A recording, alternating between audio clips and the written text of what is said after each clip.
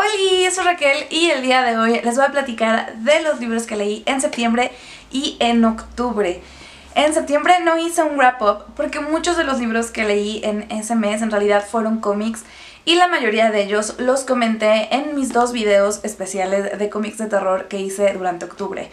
Si no los han visto, les recomiendo que les vayan a dar un ojo, los voy a dejar allá abajo porque la verdad es que son cómics súper recomendables y bastante tenebrosos algunos y otros solamente divertidos, pero con ese toque halloweenesco que digo ya pasó, pero son cómics muy buenos. Hay otros cómics que leí durante septiembre que no entraron en esos videos. Entonces empecemos con el que más me gusta, The Umbrella Academy. Leí el primer volumen y el segundo volumen. The Umbrella Academy se trata acerca de un hombre que adopta a varios niños que durante un cierto tiempo nacen con ciertas características, digamos como superpoderes, y entonces él los cría y va trabajando su potencial mientras los va criando para formar una especie de equipo de superhéroes. Pero digamos que en este cómic lo que vemos es mucho tiempo después de que dejaron de hacer sus actividades, porque pues al fin y al cabo eran una familia bastante disfuncional, porque el padre no era un muy buen padre que digamos, realmente los tenía más como como sus experimentos, digamos.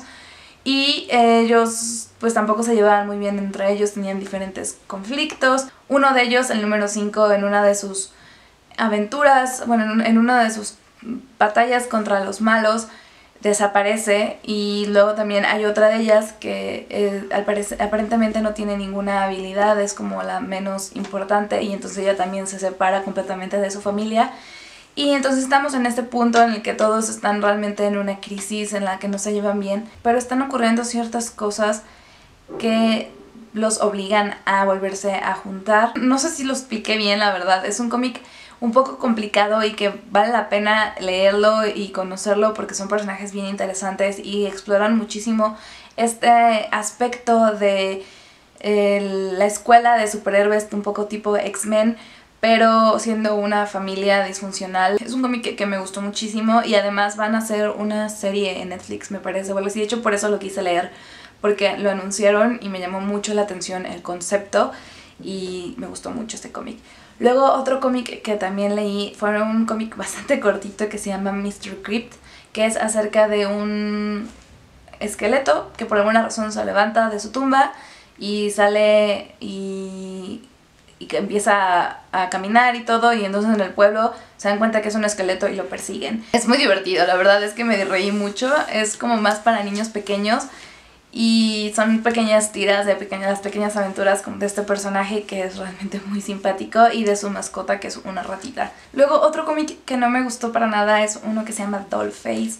Y de hecho no lo terminé de leer. Es básicamente, el concepto es que el alma de una cazadora de brujas acaba atrapada en un robot que habían construido como para hacer a la mujer perfecta. Y es horrible, digo, desde la premisa la verdad es que ni siquiera sé por qué lo leí, porque pues es eso, es como puro fanservice, es la tipa súper voluptuosa, todos los personajes son súper voluptuosos y no sé, la verdad es que me arrepentí mucho de haberlo siquiera empezado. Leí también House of Night Legacy, que es una novela gráfica que está en el mundo, una serie de libros de la escritora P.C. Cast, que es una serie que salió cuando fue como el boom de Crepúsculo, que es también de vampiros. El cómic me pareció interesante, pero pues al no conocer tanto la historia y el trasfondo de estas otras novelas, realmente no le entendí mucho. Es como una especie de academia, de una escuela en la que están los neófitos, los vampiros que están como recién convertidos, recién elegidos, recién marcados, vaya, y están pasando como por este aprendizaje de qué significa ser vampiros, porque son como una especie de vampiros distinta, es como, no sé, como otra raza, pero que siguen a una diosa y no sé, la verdad, como digo, probablemente si conozco las novelas voy a entender mucho más este cómic, pero fuera del cómic, o sea, sin entenderlo, pues el cómic realmente no me aportó gran cosa, de hecho ya ni me acordaba de que lo había leído, pero sí me dio curiosidad conocer esta historia. Y el otro cómic es un cómic muy cortito, un one shot también del mundo, del universo de terror de Archie. En el video de las recomendaciones de cómics de terror les hablé de Afterlife with Archie y de Sabrina. Y este es un cómic muy cortito que se llama Jughead the Hunger, o pues el hambre.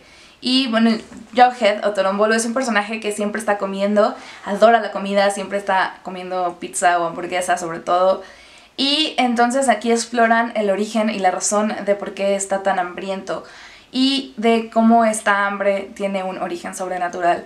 Me gustó bastante, la verdad, porque aparte él es mi personaje favorito.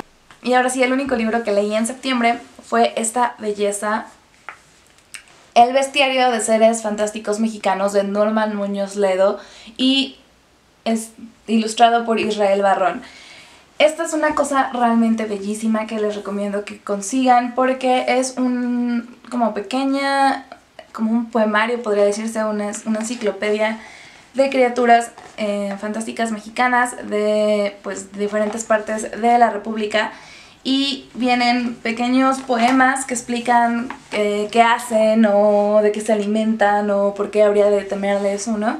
Esto está extraído de unos libros que muero por leer de Norman Muñoz Ledo, que es Supernaturalia, y pues sí, es un libro bellísimo, además para irme preparando para octubre también.